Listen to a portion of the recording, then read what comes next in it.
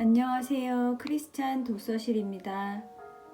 오늘은 최하진 박사님의 내 인생을 주님께 걸어라 라는 책을 가지고 왔습니다.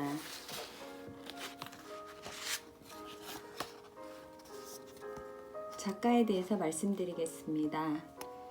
그리스도의 사랑의 강권하심을 받아 배운 만큼 혜택을 누려야 한다는 세상의 상식을 역류하여 카이스트 박사, 스탠포드 대학교 포스트 닥터의 영예를 뒤로하고 장래가 보장된 스탠포드 연구원 자리까지 버리고 중국의 청소년들을 구원하기 위하여 혈혈단신으로 광야에 선다. 하나님 나라와 하나님의 의를 구하면 이 모든 것을 더해 주신다는 믿음만을 붙잡고 나아갈 때에 광야에 길이 나고 반석에서 샘이 터지고 만나와 메추라기가 공급되는 것을 목격한다. 그는 나 자신과 세상이 아니라 주님께 인생을 걸 때에 어떻게 주님께서 책임져 주시는지를 생생히 증거한다. 내 꿈이 아니라 주님 꿈을 실현하기 원하는 자에게 주님께서 어떻게 함께해 주시는지를 명확히 보여준다. 그리하여 그 자신만이 주님께 인생을 거는 것이 아니라 두려워하며 망설이는 그리스도인들의 마음에 불을 질러 하나님의 기적을 체험하게 하는 주님께 인생을 거는 자리에 서도록 격려한다. 세상에 부러울 것이 없는 참된 성공, 진정한 승리의 길이 무엇인지를 우리에게 보여준다. 그가 공산주의 무신론에 세뇌된 중국 청소년들에게 복음을 전하는 방식은 참으로 독특하다. 그는 이것을 몸으로 때우는 전도법이라고 한다. 학생들과 한 입을 덮고 한솥밥 먹으면서 주야로 그들을 섬기는 가운데 그리스도인의 삶을 보여줌으로써 그리스도에 관한 궁금증이 들게 하여 복음을 받아들이게 한다. 그는 그리스도인들이 삶을 통해 그리스도를 보여줄 때에 사람들이 복음의 마음을 열게 된다고 증거한다. 세상은 그리스도에 대하여 말하는 자들에 지쳤다. 세상은 우리가 그리스도를 보여주기를 원한다. 그는 중국의 청소년들에게 그리스도를 보여주는 데에 목숨을 걸었다. 그는 기도하는 가운데 단 미션 선교회를 설립하여 중국의 열방학교를 세웠지만 설립자일 뿐 공식적인 직책도 없이 학교의 청소부 겸 수의 아저씨로 가장 낮은 자리에서 학생들을 섬기고 있다. 제2, 제3의 열방학교를 세우기를 꿈꾸며 전 세계를 다니며 주님께 인생을 건 자에게 임하시는 하나님의 놀라운 은혜를 나누고 있다.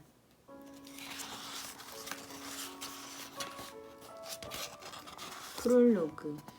주님께 올인한 인생의 꿈과 용기.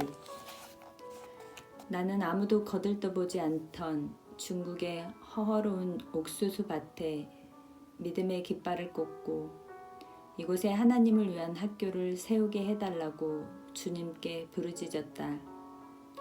그 이후 하나님께서 기적처럼 나를 통해 그분의 이야기를 써내려 가셨다. 사실 나는 30살 문턱까지 나 자신에게 그리고 썩어져갈 많은 것들에게 내 인생을 걸었다. 그때 나는 온갖 걱정과 두려움에 쫓기는 인생을 살았다. 그러나 점차 주님께 인생을 맡기다 보니 점점 단순해져 가고 걱정할 것이 없어져 가는 나 자신을 발견하게 되었다. 물론 한순간에 그렇게 변하지는 않았다. 그러나 하나님의 지속적인 만지심으로 이제는 주님께만 내 인생을 건다. 주님께 인생을 거는 사람을 보면 성경에 기록된 인물이나 그 후 기독교 역사에 기록된 인물 모두 자기를 버린 사람이다.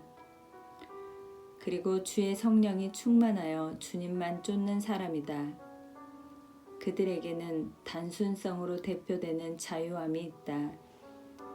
그들은 세상을 이기는 분명한 표대가 있어 오직 주님께로만 달려간다. 하나님께서는 나에게 예수께 인생을 거는 참맛을 알게 해주셨다. 예수께 인생을 걸면 내 것이 없어진다. 그리고 내 것 모두 주님의 것이기 때문에 내가 주님의 완전한 소유가 되기 때문에 실패를 두려워할 이유가 사라진다. 꿈과 용기와 도전의 사람이 된다. 참 믿음을 가지게 된다. 믿음이란 어두운 가운데서도 하나님을 볼 수 있는 능력이라고 말할 수 있다. 하나님께서는 그 믿음을 통해 내가 감히 상상할 수 없는 큰 일들을 내 인생 가운데 이루어 가신다. 나에게 가장 크고 영광스러운 승리는 남들이 이루기 힘든 큰 일을 성취하는 것이 아니다. 오히려 성령님께 항복하여 승리하는 영성을 소유하며 성령의 파도를 타고 항해하는 것이다. 나는 아직 가야 할 길이 멀다. 그러나 주님께 인생을 걸고 나의 생명을 조금도 귀한 것으로 여기지 아니한 사도 바울과 같이 달려갈 것이다. 나의 달려갈 길과 주 예수께 받은 사명, 곧 하나님의 은혜의 복음 증거하는 일을 마치려 하면은 나의 생명을 조금도 귀한 것으로 여기지 아니하노라. 이 책을 통해 나의 깨달음과 결단, 그리고 하나님께서 부어주신 은혜들을 나누고 싶다. 솔직히 독자들이 나보다 더 많은 체험을 했을지 모르기 때문에 떨리기도 한다. 그러나 아직 예수께 인생을 걸지 않았거나 반쯤만 걸고 있는 독자가 있다면 이 책이 도움이 되었으면 한다. 확신하건대 이 책을 통해 하나님은 나에게 주셨던 감동과 은혜를 독자들에게 동일하게 나눠주실 것이다. 끝으로 나의 선교지가 중국이기 때문에 신분의 안전을 위해 이 책에 나오는 인물들의 이름은 몇몇 분을 제외하고는 거의 가명을 사용했음을 밝혀둔다. 1부 썩을 것에 인생을 거는 어리석음을 멈추다. 나의 사망을 선포하면 주님께서 책임져 주신다. 공산주의로 수십 년 동안 복음이 자유롭게 전해질 수 없었던 중국. 그곳의 한 대학교에 교수로 첫 출근을 하면서 나는 나의 숨은 직책을 떠올리며 크게 심호흡을 한번 해보았다. 전문인 선교사. 선교지에서 전문적인 일을 하면서 복음을 전하는 그리스도인이 이제부터 나의 숨은 이름이요 중국에서 내가 살아야 할 삶의 모습이었다. 당시 나는 한국에서 화학공학 박사학위를 받고 한국과 미국에서 연구원으로 일하다가 중국으로 건너갔다. 그리고 그곳 학교에서 학생들을 가르친 첫 해, 나는 주님께서 예비해 두신 사랑하는 나의 제자들을 만나 주님을 전하게 되었다. 이제 그들은 내 믿음의 후배요, 평생의 동역자가 되어 있지만 처음에 우리는 심적으로 아주 먼 곳에 떨어져 있었다. 어느 날 나는 점심시간에 학교 식당에서 식판을 앞에 놓고 고개를 숙여 기도하다가 가까운 테이블에서 내 지도 학생인 류바이징과 후왕밍민 등이 서로 주고받는 소리를 들었다. 야, 저 선생 뭐 하는 거냐? 왜 식사는 안 하고 고개 숙이고 있지? 기독교인들은 식사할 때 먼저 기도를 한다고 하던데 저런 게 기도하는 거구나. 공학 박사라는 사람이 허황된 것에 미쳐 있다니 쯧쯧 안 됐어. 기독교인들을 별로 만나보지 못했던 학생들은 내가 기도하는 모습이 신기하기도 했고 불쌍하기도 했던 것 같다. 나는 스스로가 세상이라는 마약에 중독되어 있는 줄도 모르고 수군대는 그들의 대화를 들으면서 마음속으로 이렇게 기도했다. 하나님, 어서 속히 저 불쌍한 영혼들을 구원해 주소서. 저들은 하나님이 누구신지 전혀 모릅니다. 그러나 나 역시 그들과 크게 다를 것 없는 시간이 있었다. 하나님이 누구신지 전혀 모르는 것은 아니었지만 하나님께서 원하시는 인생이 아니라 내가 원하는 인생을 살고 있을 때가 있었다. 데라 같은 인생의 결말.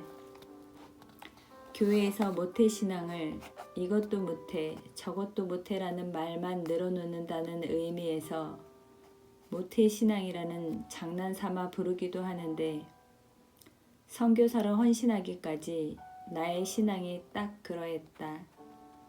나는 모태신앙이 아니라 모태신앙에서 출발해서 평신도가 아니라 그보다 못한 병신도로 진짜 집사가 아니라 나일론 믿음을 가진 나집사로 살았다. 한마디로 발목 신자였다. 즉 발목 아래만 교회라는 물에 담그고 발목 위의 온몸은 세상에 접하며 세상을 사랑하며 사는 엉터리 신자였다. 그러다가 광팔이라는 별명까지 얻게 됐는데 1989년 만 28살의 나이로 카이스트에서 박사학위를 받고 대덕 연구단지에서 연구원으로 일할 때였다. 당시 연구원들은 퇴근 후에 가끔 동양화와 서양화 그룹으로 나뉘어 취미활동을 하고 있었다.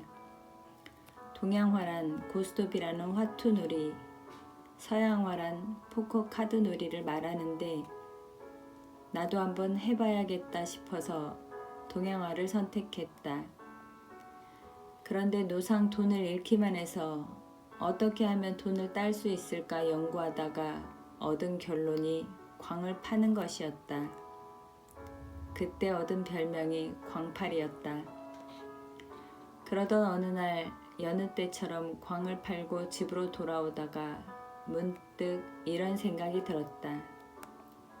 정말 이렇게 살아도 되는 걸까?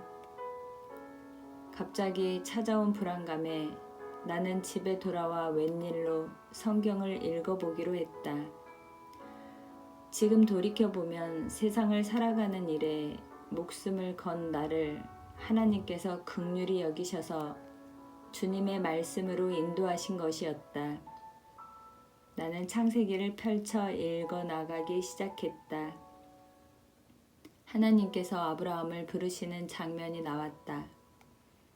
그러나 별 흥미가 없었다. 아브라함 이야기는 어릴 때부터 귀가 따갑게 들어왔던 이야기이기 때문이다. 사실 나는 그 전까지 교회 예배 시간에 설교 본문이 창세기 12장 1절 여호와께서 아브라함에게 이르시되 너는 너의 본토 친척 아비집을 떠나 내가 네게 지시할 땅으로 가라이면 목사님이 설교를 시작하시자마자 눈을 감고 잠을 청하는 것이 다반사였다. 들어봤자 결론이 뻔하다고 생각했기 때문이었다. 그러나 그날 나의 눈을 열게 한 사람이 있었다. 바로 아브라함의 아버지 데라였다. 그는 그의 식소를 데리고 갈대아 우르를 떠나 가나안으로 가던 중 하란에 와서 정착했다. 그런데 그곳에서 그대로 머물러 살다가 죽었다. 목적지는 가나안이었는데 중간에 하란에서 죽은 것이었다. 창세기에서 모세는 데라의 마지막에 대해 이렇게 기록하고 있다. 데라는 205세를 향수하고 하란에서 죽었더라. 사실 나는 그때 고스톱 말고도 직장 선배 연구원들을 따라다니면서 아주 비싸고 비싼 명품 오디오 세트를 장만하는 취미에 빠져 있었다. 그리고 주중에는 골프에 미쳐서 어떤 때는 연구하는 시간도 미뤄가며 골프에 한참 열을 올리고 있었다. 또 주말에는 가족과 함께 산과 바다를 찾아다니면서 인생을 즐기려고 버둥거리고 있었다. 그런데 그 구절을 묵상하는데 자꾸 두 단어가 반복되는 것이었다. 되라, 죽었더라. 되라, 죽었더라. 되라, 되졌더라. 어느새 죽었더라라는 단어가 되라와 합쳐지면서 되졌더라라고 변해가고 있었다. 그리고 나 자신의 모습이 보이기 시작했다. 낮에는 대덕 연구단지에서 점잖고 지적인 전문 과학자로 있지만 밤에는 그 옆에 유성이라는 관광도시에서 유흥의 물결에 휩쓸려 여기저기를 기웃거리며 밤거리를 탐닉하고 싶어하는 내 모습이 보였다. 나는 어느덧 데라의 삶에 나 자신을 투영하기 시작했고 앞으로도 이처럼 산다면 맞게 될 내 인생의 결말을 보았다. 최아지는 80세를 향수하고 유성에서 골프공에 뒤통수 맞고 되졌더라. 안전지대 대 신앙지대. 그때 나는 죽는 인생이 아니라 되져버리는 인생이 되어가는 나를 발견했다. 나는 데라 할아버지가 고맙기 그지없다. 데라 할아버지가 아니었다면 나는 어쩌면 지금까지도 여전히 무언가를 향유하는데 시간과 정력을 소진하며 인생을 낭비하고 있었을지 모른다. 나의 모습을 발견하게 되면서 아브라함도 다시 보이기 시작했다.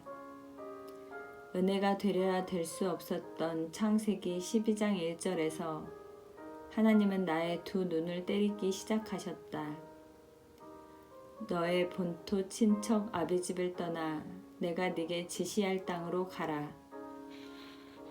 내 왼쪽 눈에는 떠나라는 단어가, 오른쪽 눈에는 가라라는 단어가 확 들어왔다. 나는 감전이라도 된 듯 잠시 동안 멍한 상태에서 헤어나지 못했다. 하나님께서 나에게 말을 건네기 시작하셨다. 하지나 떠나라. 어딜 떠나라는 말씀입니까? 거기로부터 떠나라고. 거기 어디를 말씀하시는 거예요? 네가 지금 빠져있는 것이 무엇인지 생각해봐라. 제가 집착하는 거요? 골프? 아니면 유흥가? 아니면 출세? 아니면 연구업적 쌓기? 아니면 부동산 투자? 아니면 내 가족? 순간 나는 아하, 떠난다는 것이 지리적 장소로부터 떠나라는 의미도 있지만 내가 내 마음을 두고 있는 곳, 그곳으로부터 떠나라는 의미도 있구나라고 깨닫게 되었다. 나는 그때 성공에 대한 집착과 탐욕에 둘러싸여 있었고 그것들에 완전히 빠져 있었던 것이다. 하나님께서는 계속 나를 깨우치셨다. 그래 맞아. 네가 머물고 있는 곳은 바로 죽음이라는 결과를 낳는 곳이다. 하나님 저를 용서하세요. 이런 것이 덧없음을 어렴풋이 알면서도 저는 믿지 않는 다른 사람들과 똑같이 그 가치관에서 헤어나지 못했습니다. 예, 지금 떠나겠습니다.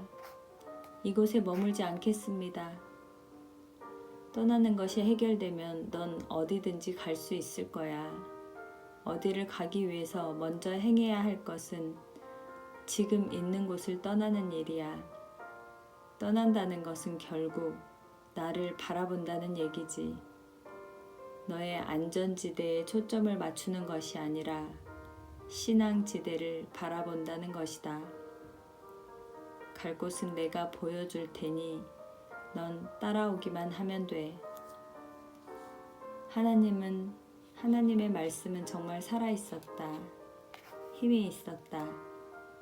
어떤 양날 칼보다도 날카로웠고 내 속을 꿰뚫어 혼과 영을 찌르고 관절과 골수를 쪼개놓기에 충분했다. 그분의 말씀은 내 마음에 품은 자아를 위한 생각과 의향을 가려내어 나를 수술하였다. 나는 변해가기 시작했다.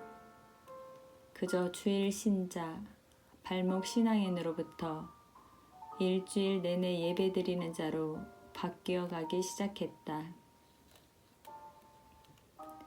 축복을 흘려보내는 통로 인생.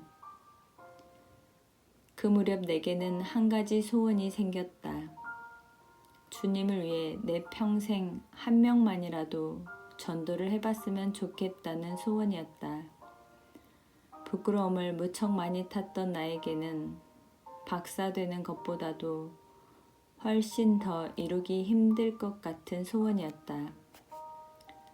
그때도 만만한 게 카이스트 후배 연구원이라 후배 한 명을 전도 대상자로 삼고 열심히 기도했다. 그리고 같이 연구하고 함께 출장을 다니면서 그에게 틈틈이 내 간증을 말해주곤 했는데 놀랍게도 그 후배가 예수를 믿기로 작정했다. 내 인생의 첫 번째 전도 열매였다. 그 짜릿한 기쁨은 정말 대단한 것이었다. 또 그가 변해가는 모습을 옆에서 지켜보는 것은 그 어떤 것으로도 대체할 수 없는 행복이었다. 그전까지 나는 세상 것을 향유함으로 스스로 만족을 얻고 뿌듯함을 느끼고 싶었다. 아니, 더 솔직해진다면 좀 편하게 살고 싶었다.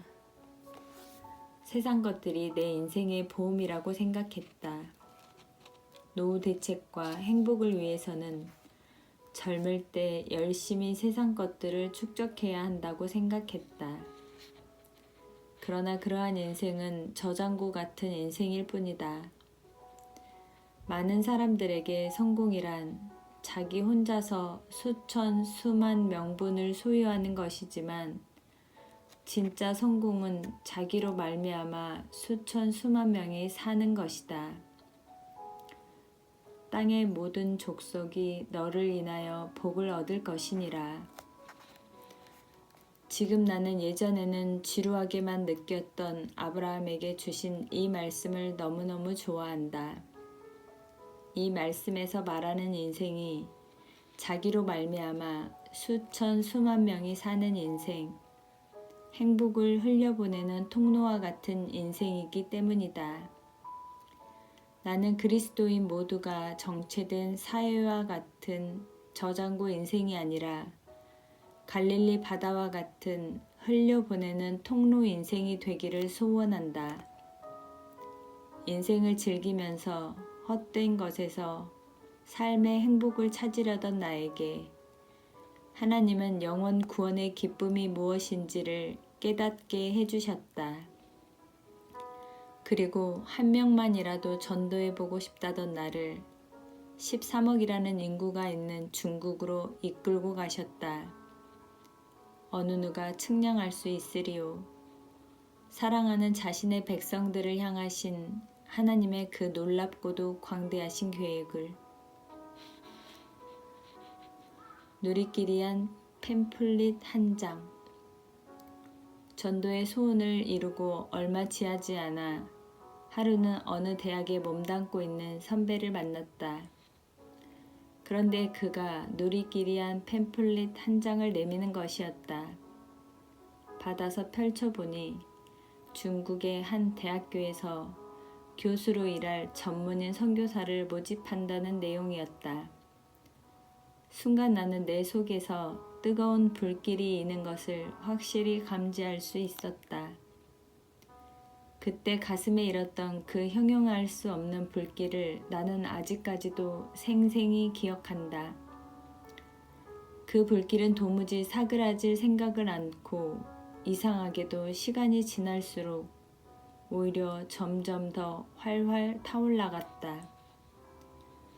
물론 선교사로 중국에 간다는 것이 그리 쉬운 문제는 아니었다. 내게는 가족을 부양할 책임이 있었고 인간적인 계산으로는 버리고 떠날 수 없는 많은 것들이 있었으니 말이다. 그러나 30살 문턱에서 나는 더 나이 들기 전에 꼭 한 번은 1년 정도 시간을 구별하여 하나님께 드리면서 선교를 해보고 싶었다. 그래서 하루 날을 잡아 조심스럽게 아내의 의사를 타진했다. 여보, 나 선교 좀 갔다 오면 어떨까? 아니나 다를까 아내는 펄쩍 뛰었다. 당신 미쳤어요? 난 죽었다 깨어나도 안 가요. 그저 심심해서 방귀 낀 소리였다고 생각할 테니 다시는 입 밖에도 내지 말아요. 그래도 내 마음속의 불길은 조금도 수그러들지 않았다. 하나님을 위해 무언가 해야 한다는 생각만이 내 머릿속에 가득했다. 내 힘으로는 나 자신을 도무지 주체할 수 없을 정도였다. 나는 난생 처음 내 미래를 놓고 하나님 뜻을 여쭈었고 하나님께서는 계속해서 내 안에서 거룩한 열정이 타오르게 하셨다. 그러다가 어느 날 나도 모르게 내 발길은 한국 전문인 선교 훈련원으로 향했고 아내의 적극적인 만류에도 불구하고 나는 선교 훈련을 받기 시작했다. 하나님께서 인도하신 것이었다. 분명 하나님께서 인도하셨다. 아내의 반대에도 불구하고 내 마음이 세상이 줄 수 없는 평안으로 가득했으니 말이다. 아내는 나의 이런 행동에 겁을 먹기 시작했다. 그러던 어느 날 참으로 예상치 못한 일이 벌어졌다. 아내가 갑자기 이런 말을 하는 것이었다. 아무래도 당신 생각에 하나님의 뜻이 있는 것 같아요. 어제 기도하는데 갑자기 어릴 때 교회 주일학교 선생님이 보이면서 요나에 대한 설교를 하는 거예요. 나는 어리석은 요나가 되고 싶지는 않아요. 당신이 정 가겠다면 따라갈게요. 하지만 솔직히 너무 겁나요. 그 후 나는 아내가 자기 자신과 씨름하는 것을 확연히 볼 수 있었다. 아내는 주님의 뜻과 자신의 뜻 사이에서 갈등하며 고민하고 있었다. 나는 아내가 변화될 것을 그저 묵묵히 기다리며 아내를 위해 기도할 수밖에 없었다. 하나님께서 저를 부르셨다면 아내도 기쁨으로 갈 수 있게 해주세요. 그런데 나는 처음에 1년만 선교를 가야겠다고 생각했는데 기도하면 할수록 1년은 너무 짧다는 생각이 들었다. 그래서 이왕 하는 것, 현역병처럼 3년 정도 다녀오겠다는 기도를 시작했다. 그리고 헌신 기간을 놓고 끊임없이 아내와 대화를 나누었다. 결국 아내도 3년에 동의했다. 굴러들어온 꿀호박보다 더 가치 있는 것. 그러나 문제가 하나 더 있었다. 당시 나는 미국의 스탠포드 대학교와 공동 연구에 대한 이야기가 오고 가는 가운데 이미 그곳으로부터 초청장을 받아놓고 있는 상태였다. 게다가 대덕의 연구소는 우리 가족이 미국에서 지내는 생활비까지 지원해 주기로 결정했다. 그런 결정은 연구소가 설립된 이래 처음 있는 일이라고 했다. 하나님이 참 얄궂으시다는 생각에 나는 하나님께 푸념을 늘어놓았다. 좀 쉽게 갈 수 있도록 해주시면 어디가 덧납니까? 꼭 이렇게 고민하게 만드셔야 합니까? 모처럼 나를 헌신해서 하나님 일 좀 해볼까 하는데 하필이면 꼭 이런 상황에서 갈등하게 하십니까? 가자니 굴러들어온 꿀호박이 아깝고 눌러 앉자니 그동안 고민하고 결단한 게 아깝지 않습니까? 나는 답답한 마음으로 성경을 펼쳤다. 그리고 말씀을 읽어 내려가다가 마태복음 10장 39절에 이르러 몸이 얼어붙는 것만 같은 소름이 끼치는 것을 느꼈다. 자기 목숨을 얻는 자는 잃을 것이요 나를 위하여 자기 목숨을 잃는 자는 얻으리라. 내 목숨을 얻으려고 세상 것을 잃지 않으려고 발버둥 치는 내 모습을 주님께서는 내려다보고 계셨던 것이다. 내가 진정으로 목숨을 얻으려면 예수님을 위해 목숨을 내놓아야 한다는 걸 확인한 순간이었다. 사람마다 자기 인생을 바꿔놓은 한마디 말이나 인생의 구호 같은 것이 있을 텐데 나에게는 이 말씀이 그러했다. 나는 주님께 나 자신에 대한 사망 선언을 했다. 그리고 인생의 황금기인 30대를 드리기로 했고 연구소를 사직하는 쪽으로 마음을 정했다. 주님을 위해 목숨을 걸 때 오히려 그 목숨을 얻게 해주시겠다고 주님께서 분명하게 약속하셨기 때문이었다. 그러자 평안과 자유로움이 밀려왔다. 그것은 세상이 줄 수 없는 평안이었다. 손에 쥐고 있던 것을 미련 없이 버린 자만이 누릴 수 있는 하늘의 기쁨이었다.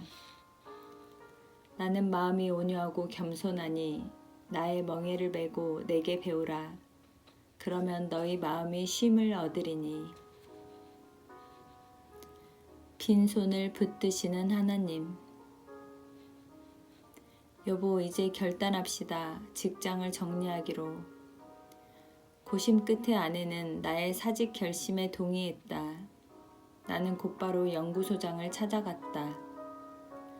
사직서를 내밀자 소장님은 의아한 눈빛으로 나를 쳐다보았다. 그러나 나의 단호한 눈빛을 보시고 마지막으로 내게 이런 제안을 하셨다. 좋다, 네 의사를 존중하겠다. 나도 기독교인이지만 정말 쉽지 않은 결정을 했구나. 내가 마지막으로 너를 배려해주고 싶은데 사직보다는 휴직을 하고 가면 어떻겠니?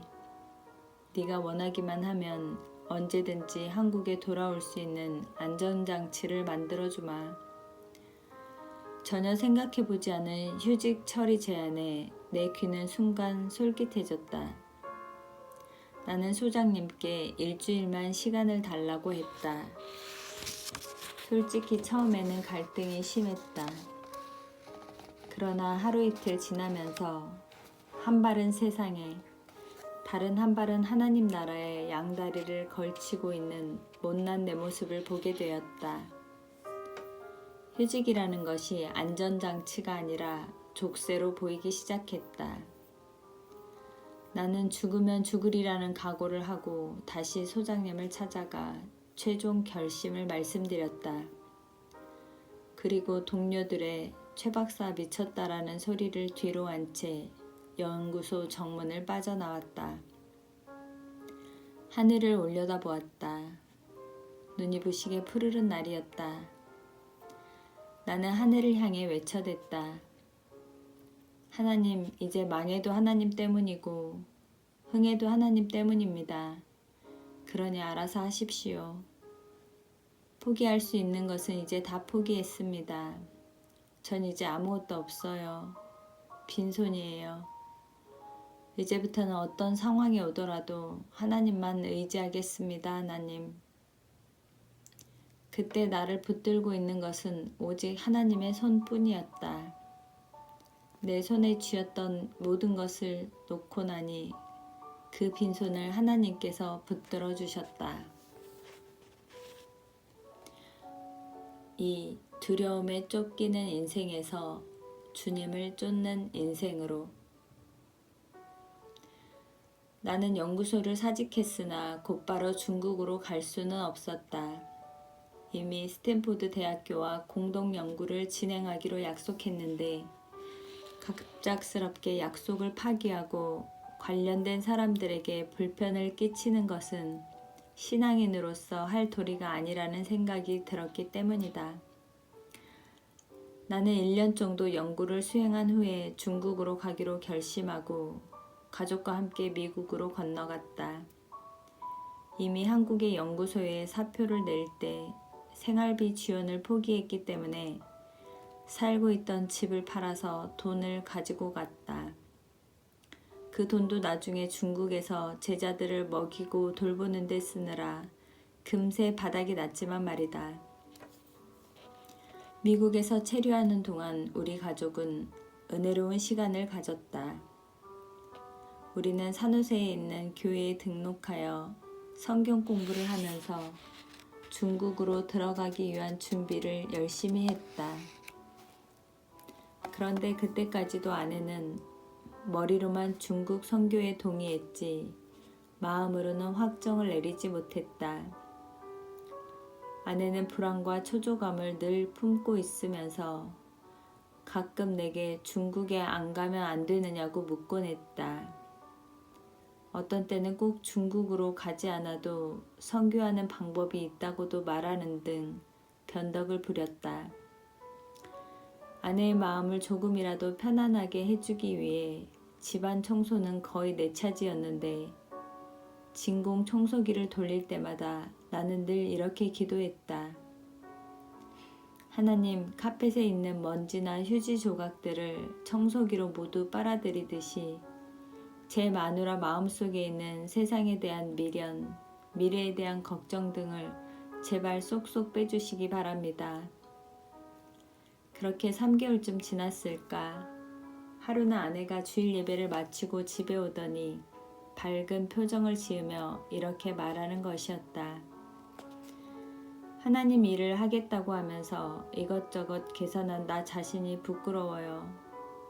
이제 더 이상 나에게 계산이란 없어요. 너희는 먼저 그의 나라와 그의 의를 구하라. 그리하면 이 모든 것을 너희에게 더하시리라 라고 주님께서 말씀하셨는데 내가 염려해서 되겠어요? 하나님의 놀라운 역사였다. 그날 주일 예배 시간에 교회 목사님이 마태복음 6장 33절 말씀을 본문으로 설교하셨는데 그 말씀이 아내의 가슴에 와 박힌 것이었다. 나는 그동안 마음고생하느라 수고한 아내의 등을 토닥여주면서 하나님께 감사했다.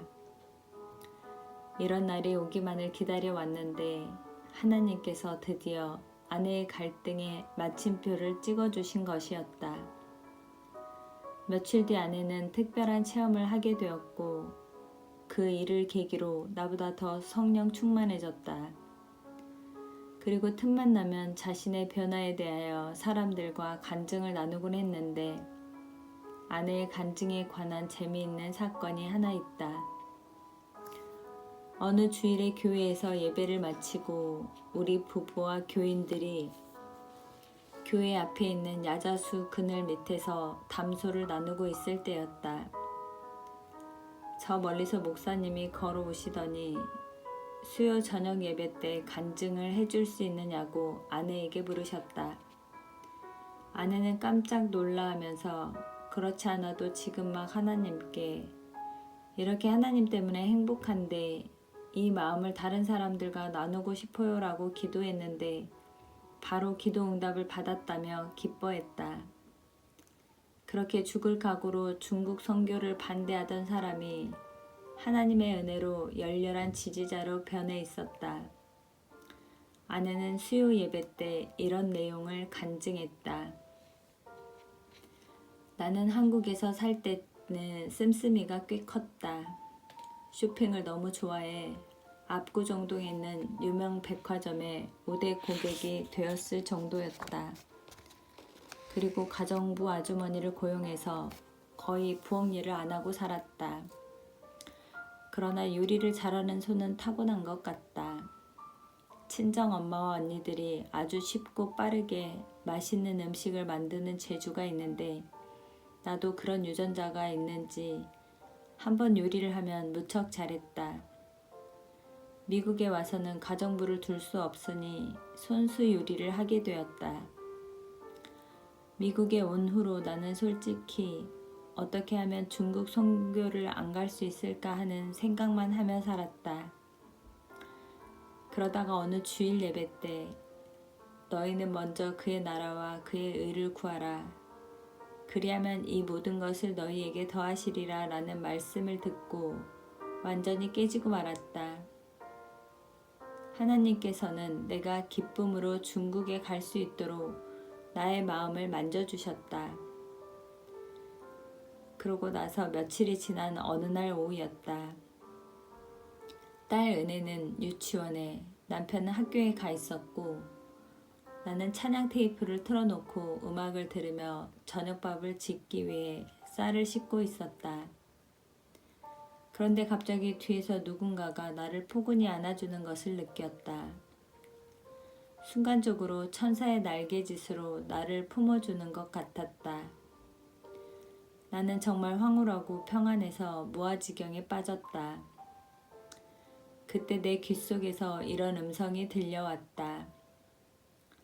내가 너를 사랑한다. 내가 너를 사랑한다. 그 순간 나는 너무나 놀라서 뭔가 잘못 들은 것이 아닌가 하여 주위를 두리번거렸다. 아무도 보이지 않았지만 하나님께서 함께 계시는 걸 느낄 수 있었다.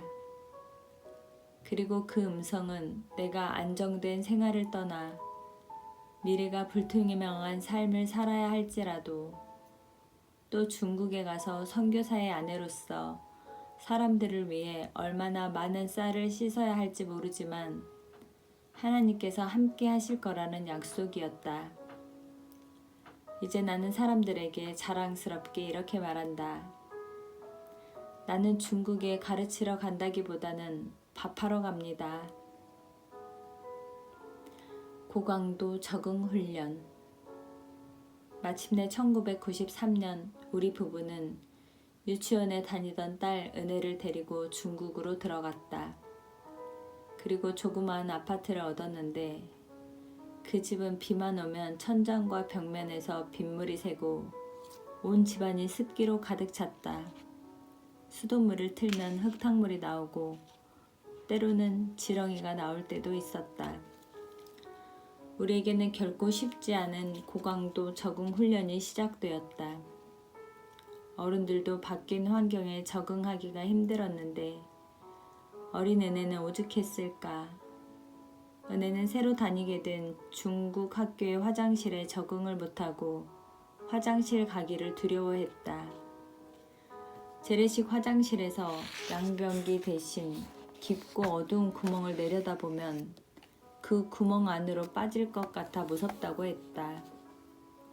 은혜는 학교에 있는 4시간 내내 볼일을 참다가 노래진 얼굴로 집으로 돌아오곤 했다. 그러던 어느 날 일이 터지고야 말았다. 은혜가 학교에서 옷에 똥을 싼 것이었다. 아침에 학교에 도착했을 때부터 변이 마려웠는데 참다가 그냥 옷에 싸버린 것이었다. 그렇다고 말이 잘 안 통하는 중국인 선생님에게 사정을 이야기하지도 못하고 아이는 그냥 그 상태로 4시간을 버티고 집에 돌아왔다. 나는 한겨울에 난방도 잘 안 되는 중국 학교에서 젖은 옷을 입고 추위에 벌벌 떨면서 똥냄새와 사투를 벌였을 딸을 생각하니 딸에게 너무 미안했다. 그런데 그때 내 아내가 딸에게 하는 말을 듣고 나는 나보다 아내가 훨씬 더 나은 선교사라는 생각이 들었다. 은혜야, 엄마 아빠는 여기 중국에서 죽을지 몰라. 우리는 죽을 때까지 중국의 언니 오빠들을 가르치고 복음을 전하면서 살 것 같은데 너도 우리 가족이니까 어떻게 해서든지 적응해야 하지 않겠니? 아내의 말에 은혜는 잠시 생각해 보더니 고개를 끄덕였다. 그런 아내와 딸을 보면서 나는 최고의 동역자를 주신 주님께 진심으로 감사했다. 마음을 열기 위한 고투. 나는 주님께서 부르신 중국의 대학교에서 사명을 실천해 나가기 시작했다. 나는 그 대학교에서 만난 학생들에게 예수님을 전하길 원했다. 그러나 갑작스럽게 학생들에게 다가가 예수 믿으면 천국 가고 믿지 않으면 지옥 간다고 말하기보다는 그들의 마음밭을 복음이 견고히 뿌리내릴 수 있는 좋은 밭으로 가꾸는 일을 먼저 시작하고 싶었다. 나는 학생들에게 다가설 기회를 엿보다가 때마침 찾아온 추석 명절에 학생들이 머무는 기숙사에 과일과 과자 등을 들고 찾아갔다. 그리고 방마다 과일과 과자 등을 넣어주다가 류바이진을 비롯한 내 지도 학생들이 생활하는 기숙사 방에 이르렀다. 그들은 얼마 전 학생 식당에서 내가 기도하는 모습을 보고는 내가 불쌍하다며 혀를 쯧쯧하던 학생들이었다. 그들은 나의 등장에 깜짝 놀라는 듯 했으나 가져간 음식과 내 미소를 보고는 경계를 풀었다. 이때를 내 제자 후앙밍밍은 이렇게 회상한다. 그때 낯선 사람이 따뜻한 관심을 보이는 것이 놀라웠지만 기독교에 대한 반감은 금방 사라지지 않았어요. 제가 배워온 종교란 객관 사물에 대한 왜곡된 반응이고 정신적 마취제이며 지식 계급이 자기들의 통치 수단으로 만들어낸 것이었기 때문이에요. 사실 처음에 최 교수님이 기도하는 모습을 봤을 때는 소름 끼칠 정도로 무서운 감이 들었어요. 지식이 많은 사람이 너무 순진하다고 마음속으로 나무라기도 했고요. 하지만 나는 그 반감을 없애고 싶었다. 그래서 얼마 뒤 그들을 우리 집으로 초청했다. 비록 작고 초라한 아파트지만 우리 집을 주님의 복음을 전하고 친교를 나눌 아지트로 삼은 것이었다. 그리고 저녁 식사를 함께 하고 내가 아는 게임이란 게임은 다 동원하여 가르쳐주면서 즐거운 시간을 보냈다. 그들은 어린아이처럼 깔깔거리며 시간 가는 줄 몰라 했다. 제자들이 즐거워하는 모습을 보면서 나는 그들을 위해 그런 자리를 자주 마련해 주어야겠다고 생각했다. 그 후 아내는 거의 매일 제자들을 위해 식사를 준비했는데 한국에서 할 10년치 요리를 중국에 와서 1년 만에 다 했다고 말할 정도였다. 그렇게 아내는 소뚜껑 운전수로 나는 기쁨조로 열심히 제자들과 함께 시간을 보냈다. 첫 학기가 그야말로 신선 노름에 도끼자루 썩어 나가는 줄 모르게 후다닥 지나갔다. 이때까지 나는 제자들에게 예수님을 직접적으로 전하지 않고 자연스럽게 예수님에 대한 궁금증이 일도록 집안 곳곳에 예수 믿는 사람의 흔적을 일부러 흘리고 다녔다. 집에서 듣곤 했던 복음성가 음반들을 제자들이 올 때도 틀어놓았고 성경이며 창조 과학에 대한 책들도 식탁 위나 책상 위에 펼쳐놓곤 했다. 그러다가 겨울방학이 시작될 무렵 나는 제자들에게 아예 우리 집에서 같이 지내자고 방학 동안에 영어를 가르쳐 주겠다고 말했다. 제자들 중에 15명이 함께 했다. 그들과 나와 나의 아내 그리고 7살짜리 내 딸 은혜의 공동생활이 그렇게 시작되었다. 나는 제자들에게 영어를 가르쳐 주면서 자연스럽게 복음 성가도 알려주고 진화론의 허점과 예수님에 대해서도 이야기했다. 나는 공산주의 이데올로기로 큰 고통을 당했던 중국 땅에 기독교의 모자를 쓴 또 다른 이데올로기를 전하고 싶지는 않았다. 그래서 예수님을 전할 때 복음이 아닌 다른 어떤 이야기도 하지 않기 위해서 무척 노력했다. 나는 제자들에게 허상인 이데올로기가 아니라 진정한 생명을 넣어주고 싶었다. 예수 그리스도라는 생명만이 그들의 삶을 바꿔놓을 수 있다는 확신 때문이었다. 그렇게 노력하는 하루하루가 쌓여가면서 나와 아내의 정성에 결국 제자들의 마음이 열리기 시작했다. 그해 겨울 밤이면 거실과 방에 이불을 깔고 쭉 누워 잠자고 있는 제자들의 모습을 보면서 나는 얼마나 흐뭇하고 또 한편으로 그들의 영혼에 대한 생각으로 얼마나 안타까웠는지 모른다. 그래서 모두가 잠자고 있는 그 시간 내 방에 들어가 제자들의 이름을 하나하나 부르며 애타는 심정으로 기도하지 않을 수 없었다. 하나님, 류바이진을 구원해 주소서. 하나님, 후왕밍밍을 구원해 주소서. 하나님, 제발 저들의 영혼을 구원해 주소서. 간첩 오해가 풀리다. 그러던 어느 날 류바이진이 혼자서 내 학교 사무실을 찾아왔다. 그러고는 대뜸 뜬금없는 질문을 던져 나를 약간 당황하게 만들었다. 도대체 교수님은 누구십니까? 아니 내가 누구라니? 난 네가 알다시피 네 선생 아니냐? 은혜 아빠이기도 하고. 아니요, 제 말은 왜 이곳에 오셔서 왜 우리에게 이렇게 잘해주시는지 묻는 겁니다.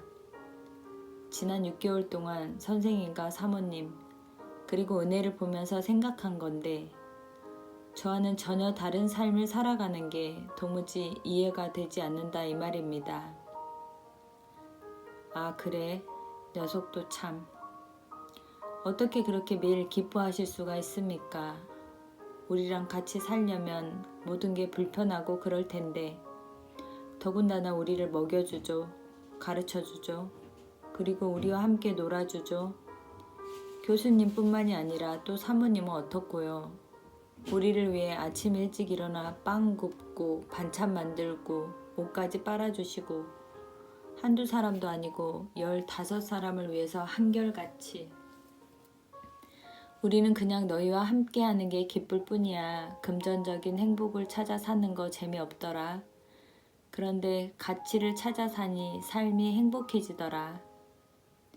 그게 이해가 안 간단 말입니다. 인간이 어떻게 그럴 수 있습니까? 돈 싫어하고 출세 싫어하고 명예 싫어하는 사람이 어디 있습니까? 교수님, 내가 갖고 있지 않은 뭔가를 가지고 있습니다. 도대체 그것이 뭔지 알고 싶습니다. 이 정도면 익은 고구마 아니겠는가? 푹 찔러야 되겠다는 생각이 들었다. 나는 마음속으로 성령님께서 도와주시기를 간구했다. 성령님, 이 녀석에게 본격적으로 예수님을 소개할 텐데 녀석이 마음문을 열어 예수님을 받아들이게 해주세요. 그리고 내 안에 있는 예수님을 그에게 설명하기 시작했다. 하나님의 창조 사역부터 시작해서 왜 하나님이신 예수님이 이 땅에 인간으로 오셨는지 그 목적을 이야기해 주었다. 류바이진, 예수님이 이 땅에 오신 것은 왕으로 군림하시기 위해서가 아니야. 그분은 우리에게 섬김을 받기 위해서가 아니라 우리를 섬기러 오셨다고 말씀하셨어. 그분은 우리 죄를 용서하시기 위해 자기 목숨까지 내어주셨어. 류바이진의 눈빛이 반짝거렸다. 나는 그의 표정을 살피며 계속 말을 이었다. 나는 그 예수님을 믿는 사람으로서 그분을 따르는 삶을 살고 싶었어. 교수로 취직해서 너희에게 존경받기 위해 여기에 온 게 아니야. 난 너희의 친구가 되고 싶고 너희를 진짜 사랑으로 섬기고 싶어서 왔어. 내가 너희를 위해 목숨을 버릴 정도는 못 되겠지만 우리를 위해 목숨을 내어주신 예수님의 사랑만은 알려주고 싶었어. 그게 다야. 류바이진이 고개를 끄덕이며 말했다. 그러셨군요. 난 처음에 교수님이 간첩으로 밀파된 건 줄 알았어요. 그것도 모르고. 모든 것이 하나님의 사랑에서 나온 거였군요. 너무 미안하고 감사해요. 자식, 내 진심을 알아줘서 고맙다. 나는 요한복음 3장 16절 말씀을 풀어주며 예수 믿는 사람이 받게 될 영생에 대해 설명했다. 대화 끝에 류바이진이 환한 표정을 지으며 말했다. 교수님, 나도 오늘부터 예수님을 나의 주인으로 접수하겠습니다. 그는 영접이라는 표현을 몰라서 중국에서 쓰는 대로 접수하겠다고 표현했다. 그 말이 내게 너무나 인상 깊게 다가왔다. 참 이상하게도 영접하겠다는 말보다 훨씬 더 친근하게 들려왔다. 그 후 15명의 제자들 모두 하나둘씩 그의 겨울에 찾아오신 예수님을 만나게 되었다. 아니, 그들의 삶의 주인으로 예수님을 확실히 접수하게 되었다. Who are you? 도대체 교수님은 누구십니까? 나는 류바이진에게서 받은 이 질문이야말로 정말 제대로 된 질문이라고 생각한다. 나는 누구인가 하는 이 질문은 나의 정체성이 무엇이고 나에게 가장 중요한 가치가 무엇인지를 묻는 질문이다. 다시 말하면 내 삶을 주관하고 있는 내 가슴속 깊은 곳에서 내 삶에 대한 결정권을 쥐고 있는 존재가 무엇인지를 묻는 질문이다. 류바이진에게 길게 설명했지만 이에 대한 대답을 한마디로 하면 이렇다. I am a Christian. 나는 그리스도인이다. 즉, 그리스도를 쫓는 사람이라는 것이다. 나는 우리 인생의 유형을 두 가지로 나눌 수 있다고 생각한다. 그 하나는 쫓기는 인생이다. 선교사로 헌신하기까지 나는 굉장히 성공을 갈망했다. 공학 박사로 업적을 쌓아서 노벨상 같은 큰 상을 타고 싶었다. 그런데 연구 업적과 명예를 위해 고군분투하다가 나중에 나의 삶을 돌아보니 나는 성공을 향해 질주했던 것이 아니었다. 실패에 대한 두려움에 쫓기는 인생을 살았던 것이다. 나는 또 돈도 무척 많이 벌고 싶었다. 그런데 돈을 더 벌려고 아등바등 살았던 지난 날을 돌이켜보니 그 삶은 부를 향해 달렸던 인생이 아니라 가난해질까봐 두려워하는 마음에 쫓기는 인생이었음을 깨닫게 되었다. 쫓기는 인생과 반대되는 또 하나의 인생 유형이 바로 쫓는 인생이다. 이것은 예수 그리스도의 삶과 사명을 쫓는 인생이다. 바로 그리스도인인 우리가 살아야 할 인생이다. 우리에게는 쫓기느냐 쫓느냐 둘 중에 한 가지 삶을 결정해야 할 순간이 있는 것 같다. 나에게도 그런 때가 찾아왔다. 그때 나는 자기 목숨을 얻는 자는 잃을 것이요 나를 위하여 자기 목숨을 잃는 자는 얻으리라 라는 주님의 말씀에서 내가 가야 할 인생길을 발견했다.